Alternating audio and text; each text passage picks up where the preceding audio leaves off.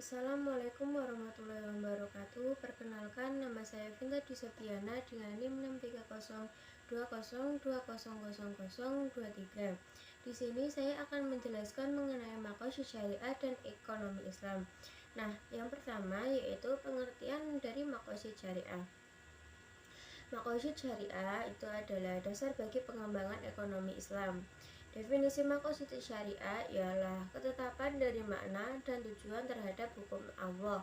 Sedangkan berdasarkan istilahnya bahwa maqasid syariah dari pernyataan Wahbah menerangkan bahwa sekumpulan arti ataupun tujuan yang ingin didapatkan bagi syarak dari seluruh ataupun beberapa permasalahan hukum, dan juga sebagai sasaran syariat, dan juga dirahasiakan atas perencanaan masing-masing hukum syar'i yang memegang penuh kuasa syariat Rasul dan Allah Subhanahu wa taala. Kemudian pengertian lain mengenai maqasid syariah yaitu menurut Asy-Syatibi, maqasid dapat dipilih menjadi dua bagian, yaitu yang pertama maqsud asy-syar'i dan maqsud al-mukallaf. Dalam pembahasan kali ini akan difokuskan pada yang pertama, yaitu maqsud asy-syar'i, karena di dalam bagian tersebut terdapat teori pokok tentang maqasid asy-syar'i itu sendiri. Sedangkan maqasid asy-syar'i itu dibagi menjadi 4 bagian. Yang pertama yaitu qasdu asy-syar'i fi wati asyariah, yang artinya maksud Allah dalam menetapkan syariah. Yang kedua ada qasdu asy-syar'i fi wati asyariah lil ifham, yang artinya maksud Allah dalam menetapkan syariatnya adalah agar dapat dipahami. Yang ketiga yaitu ada qasdu asy-syar'i fi wati asyariah li al-taklif bi muqtaduha, yang artinya maksud Allah dalam menetapkan syariat agar dapat dilaksanakan. Yang keempat yaitu qasdu asy-syariah fi dukhul al-mutakallaf tahta ahkam asy-syariah, yang artinya maksud Allah mengapa individu harus menjalankan syariah. Kemudian slide yang selanjutnya yaitu mengenai pendapat ulama kontemporer mengenai maqasid al-syariah, yang yaitu pendapat dari Imam Asy-Syaribi menjelaskan bahwa terdapat dua hubungan maqasid al-syariah, yaitu dengan tujuan Allah sebagai pencipta syariah dan dengan tujuan mukallaf. Tujuan syar'i ialah faedah dan kegunaan bagi setiap hamba berdasarkan dua posisi, yaitu dunia serta akhirat.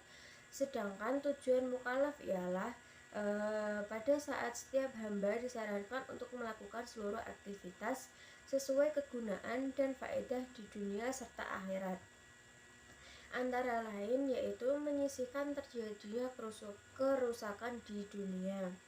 Kemudian pembagian dari maqasid al-syariah itu sendiri. Maqasid al-syariah itu dibagi menjadi 3, yaitu yang pertama maslahah dauriyah. Maslahah dauriyah memiliki pengertian yaitu kata yang berarti mendesak, mendasar, dan harus dipenuhi kebutuhan. Asy-Syatibi berpendapat tentang hal yang termasuk kategori dauriyat yang untuk memperoleh kepentingan penjagaan antara lain yaitu agama, jiwa, akal, harta, dan keturunan. Kemudian maslahah dauriyat itu juga bisa diartikan dengan kata lain, maslahah dauriyah itu yang harus dipenuhi atau harus dilaksanakan oleh mukallaf atau manusia untuk mencapai kemaslahatan dunia dan akhirat. Apabila hal itu tidak ada, maka akan menimbulkan kerusakan, bahkan hilangnya hidup dan kehidupan seperti makan, minum, sholat, puasa, dan ibadah-ibadah lainnya. Nah, dalam ilmu muamalat Asy-Syatibi mencontohkan harus adanya iwad tertentu dalam transaksi pindah kepemilikan. Nah, ada 5 hal yang masuk dalam kategori al-dauriyat tersebut dan harus dijaga dan dipelihara. Yang pertama yaitu hifdzuddin, memelihara agama. Yang kedua, hifdzun nafs, yang artinya memelihara jiwa. Yang ketiga, hifdzu akal, memelihara akal. Yang keempat yaitu hifdzu an-nasl, yang artinya memelihara garis keturunan. Yang kelima adalah memelihara hifdzu al-mal, atau memelihara harta dalam kepemilikan dan pencarian. Kemudian slide yang selanjutnya mengenai maslahah hajiat yang kedua, itu. Nah, kemudian pengertian dari maslahah hajiat sendiri itu diartikan sebagai kebutuhan, jika kebutuhan hajiat terpenuhi maka mampu mencegah terjadinya kesulitan dalam mencapai keperluan dauriyat. Tetapi apabila keperluan hajiat tidak dipenuhi maka tidak merusak keberadaan kebutuhan dauriyat. Dengan kata lain, maslahat hajiat itu dapat dikatakan dengan kata lain yakni sesuatu yang sebaiknya ada, sehingga dalam melakukan sesuatu bisa ditunjang ketika ada. Namun ketika tidak ada juga tidak menimbulkan kerusakan atau kemudorotan, tapi bisa berefek pada adanya kesulitan. Contohnya seperti Asy-Syatibi menggambarkan dalam hubungan antara manusia adanya transaksi fikih muamalah, qirot, musaqah, dan salam. Atau dengan cara simpelnya yaitu al-hijayat adalah menghilangkan kesulitan dan meringankan taklif dan memudahkan urusan. Kemudian slide selanjutnya mengenai maslahah saniyat. Maslahah saniyat sendiri memiliki arti hal-hal penyempurna. Dalam hal ini saniyat merupakan penyempurnaan kebutuhan dauriyat dan hajiat.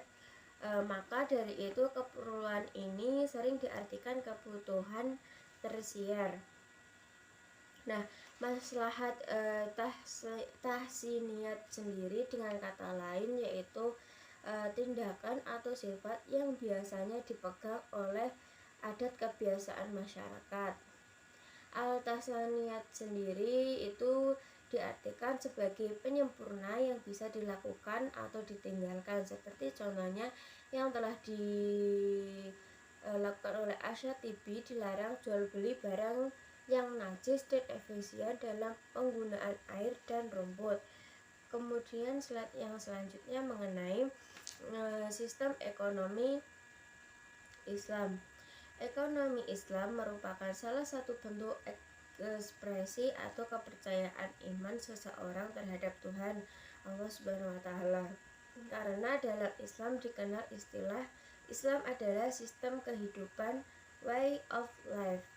Dengan demikian, secara otomatis aktivitas perekonomian pemeluknya juga berdasarkan payung tersebut. Islam telah menyediakan perangkat aturan yang lengkap bagi kehidupan manusia. Ada yang bersifat permanen, ada yang kontekstual, disesuaikan dengan lokasi, kondisi, dan kebutuhan manusia. Nah, sistem ekonomi itu sendiri merupakan bagian dari kesatuan ideologi kehidupan masyarakat di suatu negara. Pada dasarnya, sistem ekonomi dimunculkan guna mencapai kemakmuran dan kesejahteraan rakyat negara tersebut. Nah, kemudian slide yang selanjutnya yaitu prinsip dasar ekonomi Islam. Prinsip dasar itu ialah kebebasan individu, hak terhadap harta, ketidaksamaan ekonomi dalam batas wajar, kesamaan sosial, jaminan sosial, distribusi kekayaan secara meluas, larangan menumpuk kekayaan, larangan terhadap organisasi antisosial, kesejahteraan individu dan masyarakat. Nah, slide selanjutnya yaitu mengenai tujuan ekonomi Islam. Tujuan utama dari ekonomi Islam itu sendiri adalah maqasid asy-syariah, yaitu tercapainya kebahagiaan di dunia dan di akhirat, atau yang bisa disebut dengan falah. Nah, melalui tatanan kehidupan yang baik dan terhormat, itulah kesejahteraan hakiki yang untuk sampai padanya harus ada perlindungan terhadap keimanan, ilmu kehidupan, keturunan, dan harta. Nah, kemudian slide selanjutnya yaitu Syarif Koundori pada tahun 2012 memberikan gambaran lain tentang tujuan utama sistem ekonomi Islam yang ia gali dari ayat-ayat Al-Quran.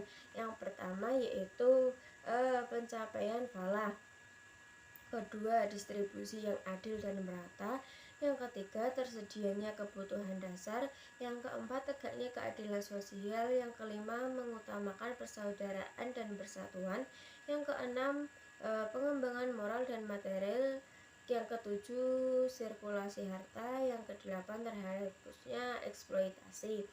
Nah, yang pertama itu yaitu kan pencapaian falah. Nah, falah itu sendiri adalah kebahagiaan umat manusia di dunia dan di akhirat dengan merujuk kebahagiaan spiritual, moral, dan sosioekonomi. Nah, yang kedua itu distribusi yang adil dan merata, dapat dikatakan yaitu membuat distribusi sumber-sumber ekonomi, kekayaan, dan pendapat berlangsung secara adil dan merata. Nah, yang ketiga yaitu tersedianya kebutuhan dasar. Kebutuhan dasar. Nah, sistem ekonomi Islam itu bertujuan bahwa setiap kebutuhan dasar umat Islam terpenuhi seperti makanan, pakaian, dan tempat tinggal. Kemudian yang keempat yaitu tegaknya keadilan sosial. Dengan kata lain, yaitu dengan menegakkan keadilan sosial ekonomi bagi seluruh anggota masyarakat. Yang kelima yaitu mengutamakan persaudaraan dan persatuan. Yang keenam yaitu pengembangan moral dan material yang bisa terwujud dengan sistem pajak dan fiskalnya, terutama zakat. Nah, yang ketujuh yaitu sirkulasi harta dengan mencegah penimbunan dana, menjamin sirkulasi harta dengan mencegah penimbunan dan menjamin sirkulasi harta secara terus-menerus.